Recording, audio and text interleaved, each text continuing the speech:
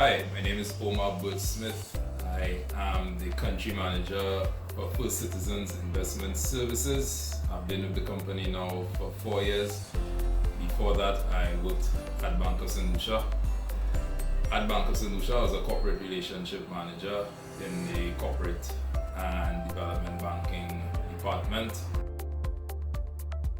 So I attended the St. Mary's College between 1996 and 2001. I did science subjects for CXE. Following a not so good performance at A level, I would have probably been demotivated and probably felt that further education was not in the cards. But then I realized motivation is really a factor that you can control. As a country manager, I manage a team of 10 people in St. Lucia, as well as 4 other team members in St. Vincent and the Grenadines. A typical day would involve speaking to government officials, speaking to clients, liaising with my staff, putting together financial solutions and products, dealing with my head office in Trinidad and Tobago surrounding a myriad of issues, operational compliance, risk-based issues, attending meetings externally and internally. We are a member of the Bankers Association, the Chamber of Commerce. During the coronavirus pandemic, we have been on rotation, so sometimes I work from home, but most days I'm in office. The rest of the team, they work from home. With respect to the technology that we use, almost everything we do is computer-based. It's heavily geared towards IT. A lot of the systems that we utilize are IT-based. There are some manual processes, yes, but most of what we do is electronic. It does involve the use of a computer and the use of other equipment. So for my job, obviously working with investments would require that you have to have a firm handling of mathematics. You have to work well with numbers. You have to be able to grasp concepts pretty easily. Obviously, interpersonal skills are a must, because in my position, developing relationships, building relationships is also important for the company to thrive. Interpersonal relationships with your team, because you need your team to perform well if you and the company are to perform well. So that's critical. You have to be a good motivator of people and a good leader of people to get them to see the value in themselves and the value in the company as well. You also need to be a good orator. You need to have good writing skills, good communication skills. So it takes an array of skills, and I mean, these skills are really developed over time. They're really honest over time. You're not going to come into the working world with all those skills under your belt, but it's always good to look inwardly and to see where you may have flaws and how to develop going forward. So it's a job that I like quite a bit. The work isn't mundane, it isn't monotonous. Every day is a new day, every day presents a new challenge. I work with a pretty awesome team. Together we come together with solutions and we flesh out ideas, trying to find better ways to serve the market, to meet our goals, to meet our targets. I would say, if anything, some of our systems could be a bit more automated as opposed to manual. We could use a lot less paper from time to time, but it's something that we're working on at this current time. I'll be honest in saying that one of my greatest challenges was overcoming my performance in CXE and in A level. It wasn't as desired, and I sort of felt, well, maybe the world was over.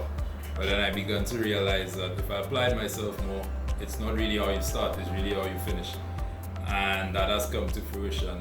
Another challenge that I had was being a professional at a very young age, because my first job as a corporate relationship executive, I was only 26 at the time, and sometimes you walk into a room and probably not get the level of respect that you'd want, but I was able to change that very quickly, because I was able to communicate effectively with the individuals I was going to speak to. So as I mentioned earlier, communication is pretty key. It's always good to find common ground with anyone that you're going to speak to on a professional level, so that you could lighten up the conversation before you get into the serious business. That way you get them to build more trust in you.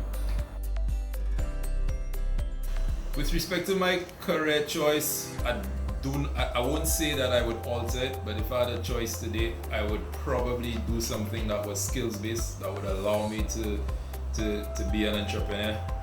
There are very lucrative opportunities in working with your hands.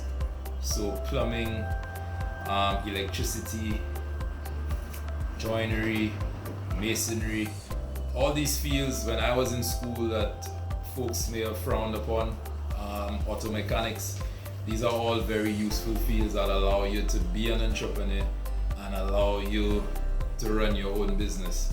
Now you might say, well, I know a mechanic who's this, or I know an electrician who's that. But again, the core principles come back. If you are an electrician, if you are a plumber, or if you are a seamstress or a tailor, and you have those soft skills in maths and in English, and you know how to run a business, and you know how to maintain your books, and you know how to write effective proposals, and you know how to balance a checkbook, then you will be very successful. Some of the entrepreneurs or some of those self-employed folks that we see who've not excelled or not advanced is because they failed in other areas, not necessarily in their skills. So if it is that you do want to pursue a skill with your hands and you do want to be technically inclined, ensure that your IT skills, your math skills, and your English skills are in order so that you can run a successful business.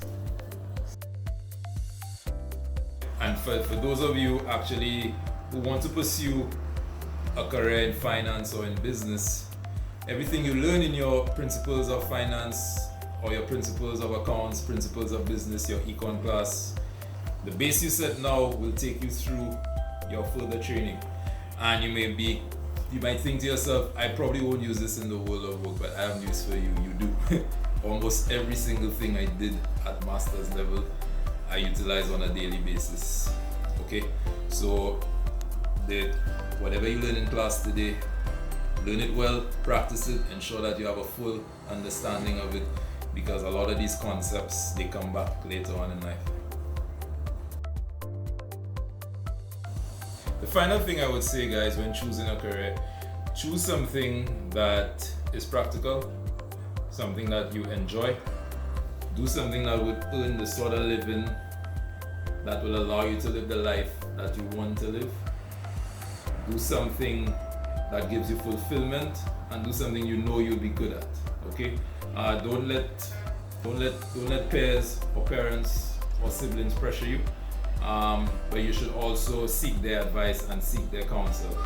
And I will say, when becoming a professional, some of the things to always remember: you must always have integrity. You must always be principle centered. You should always have courage. You should always be honest. You need to learn how to network. You need to read a lot. Okay? You don't have to read books on how to become a better person. Read books on history. Read books that would allow you to expand your vocabulary and expand your worldview. Try not to waste too much time on things like video games and gossiping. Make time for leisure, of course. Exercise often. Okay?